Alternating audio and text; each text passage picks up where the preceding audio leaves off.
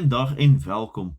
Ons weet vandag, die Here het opgestaan, ons Here het waarlik opgestaan. Dit is wonderlik om saam met jou hierdie tyd van refleksie in te kyk en te dink, te luister en te verstaan wat Jesus se kruisiging en opstanding vir ons vandag beteken. Die vraag waaroor ons praat is eenvoudig: was jy daar toe die Heer gekruisig is? 'n man wat met sekerheid weet dat hy daar was, is Simon van Sirene. Ons lees in Markus 15 vers 16 tot 25 van Simon, 'n man uit Noord-Afrika. Hy het die Joodse geloof aangeneem en na Jerusalem gekom om die Paasfees te vier. En dan loop Simon hom vas teen 'n ontstellende gesig, 'n man wat reeds te swak is om staande te bly tot by sy teregstelling. Die soldate besef dat as Jesus in die straat in mekaar sak, sou hulle sukkel om hom bo op die heuwel te kry. Hulle gryp die eerste en beste persoon uit die skare om hom te help. Vir Simon die Jood het dit ernstige implikasies gehad. Die kruis was reeds vol bloed, wat hom onrein sou maak vir die Paasfees. Simon word verplig om sy planne op sy te stoot en by iemand anders se seer betrokke te raak. Of hy al van tevore van Jesus gehoor het, weet ons nie, maar hier loop hy langs hom. Ek wonder wat gebeur het toe sy oë en Jesus sin vir die eerste keer ontmoet het. En of daardie ontmoeting tussen mens en God, die Seun, hom so aangegryp het, dat alles daarna verander het. Hierna kon Simon nie verder aan die Paasfees deelneem nie, maar wat het die ontmoeting met hom gemaak? Hiervan is ons nie seker nie, maar ons het 'n paar leidrade. Markus vertel van Simon van Sirene, die pa van Alexander en Rufus, waarskynlik omdat die gemeente in Rome daardie twee geken het.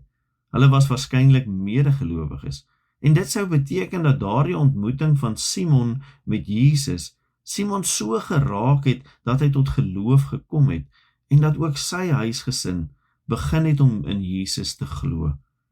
Hier het ons te doen met die eerste getuie van die kruis, wat so geraak was deur die gebeure, dat hy tot geloof gekom het.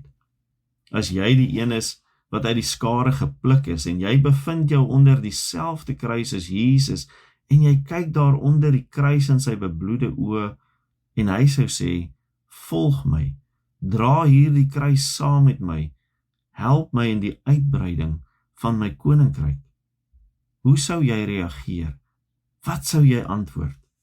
Elke keer wanneer die Heilige Gees se stem in jou en my praat, en dit op ons harte druk om iets te doen of te sê, is dit Jesus wat sê, jy is gestuur, help my om my koninkryk te bou. Tim Keller skryf, the minute you decide to receive Jesus as Savior and Lord, the power of the Holy Spirit comes into your life. It's the power of the resurrection, the same thing that raised Jesus from the dead. Was jy daar met Jesus se kruisiging? Waar is jy in die nuus van sy opstanding? Waar is jy in sy opdrag waarin hy sê, ek stuur jou? Ek sluit vandag af met 'n kort gebed. Ons gesels weer môre, maar tot dan, groetnis van huis tot huis in die netwerk waar jy is. Here Jesus, so Simon van Sirene onkant betrap is, so gebeur dit dikwels met ons. Dat U ons roep wanneer ons dit die minste verwag. Soms is dit ongemaklik, soms ontwrigtend, maar tog weet ons dat elke ontmoeting met U ons nooit dieselfde laat nie. Help my om nie net 'n toeskouer te wees nie, maar om met my hele hart te volg waar U my lei. Laat my gewillig wees om U kruis te dra, U stem te hoor en U opdrag uit te leef. Stuur my Here na waar U my wil hê. Mag U opstanding ook my lewe nuut maak, sodat ek met oorgawe U lig in hierdie wêreld kan wees. Amen.